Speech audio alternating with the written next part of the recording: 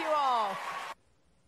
Well, today we have a president who seems to reject the role of a free press in our democracy. Although obsessed with his own press coverage, he evaluates it based not on whether it provides knowledge or understanding, but solely on whether the daily coverage helps him and hurts his opponents. For anyone who thinks our country isn't vulnerable to propaganda or attempts to suppress free expression, you only have to look at the 2016 election, which was a case study in the weaponization of false information and outright lies against our democracy. We now know that Russian agents used Facebook, Twitter, Google, YouTube, even Pinterest.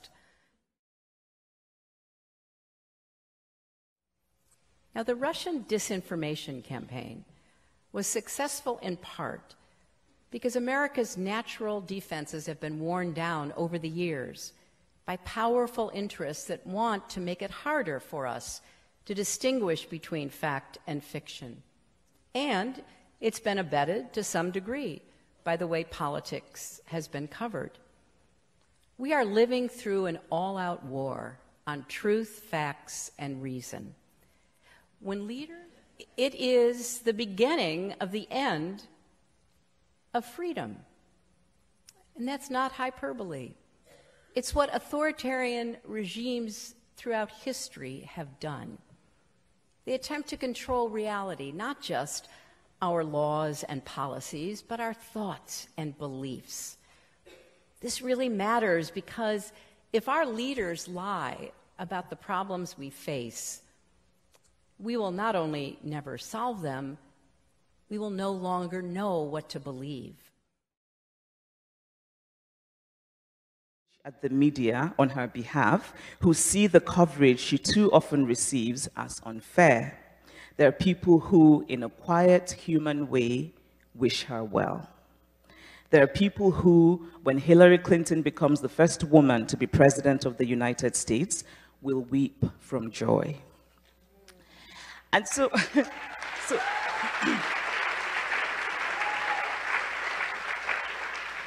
And so when I sent this I was struck by how much back and forth happened with the editing, particularly with the title. I was told, oh, we can't have that title.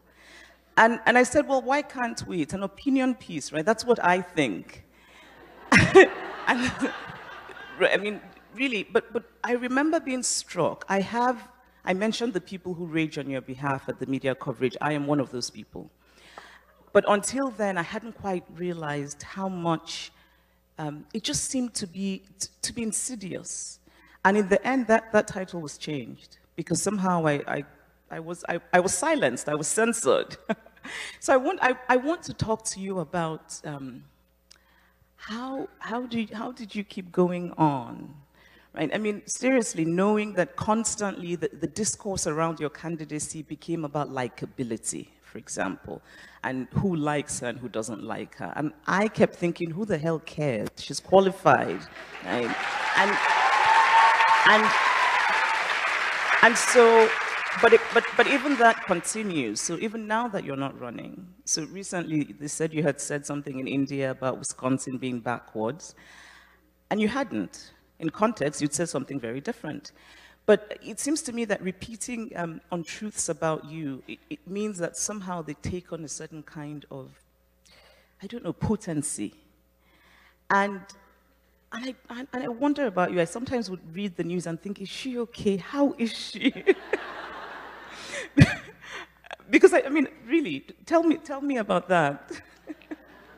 Well, to some extent, this is a bit of a mystery to me as well. Now, for 25 years, ever since I've been in the public spotlight nationally, there has been a very concerted effort to just, attack me, spread falsehoods about me and the like, which I knew was going on and which do take a toll. They take a toll not only on me, but they take a toll on people's views about me, because when you have so many absurd lies being propagated about you, you come to know that even when they are easily disprovable, there's a lingering doubt that people have. And, you know, I've not done, and I will, you know, say this clearly as I feel it, I've not done or figured out a way to combat that effectively. And I felt so terrible during this last campaign when so many people who supported me literally had to hide their support. Yes. They joined, you know, groups on Facebook, and immediately just a swarm of Russian bots and other, you know, critics would descend upon them and make terrible, terrible accusations against them because they were supporting me. And so it moved into kind of a hidden sanctuary, so people could say, I really support her, or I really agree with her. I don't know quite why I provoke that kind of overreaction. And so many of the accusations against me are so absurd. But then, in retrospect, when I was writing my book and looking at all the research, enough people believed them. Yeah. You know, they believed the most outlandish, I write about it in my book, that there is this long, long history of trying to silence women.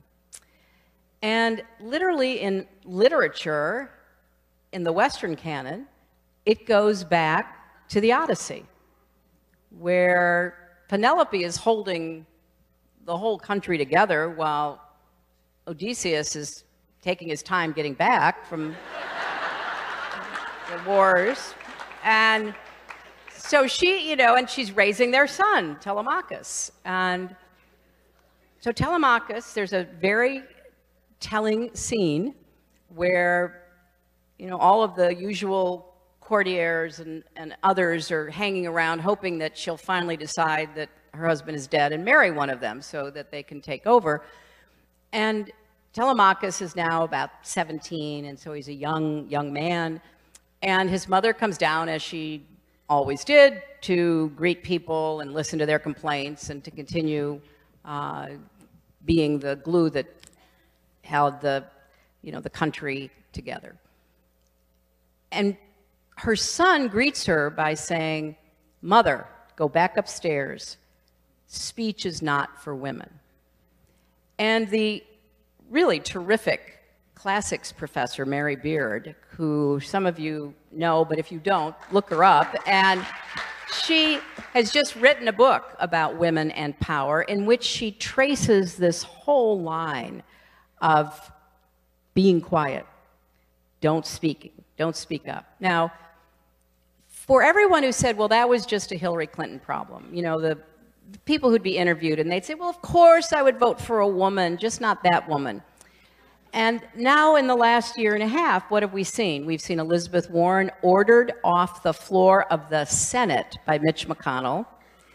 I was at the Senate for 8 years. I never saw that, because she was reading a letter from Coretta Scott King about Jeff Sessions, and he told her to stop, and she had every right not to stop. And when she didn't, he literally had her take it off. Of course I do, because, you know, white women, writ large, all white women, have been steadily voting Republican for decades.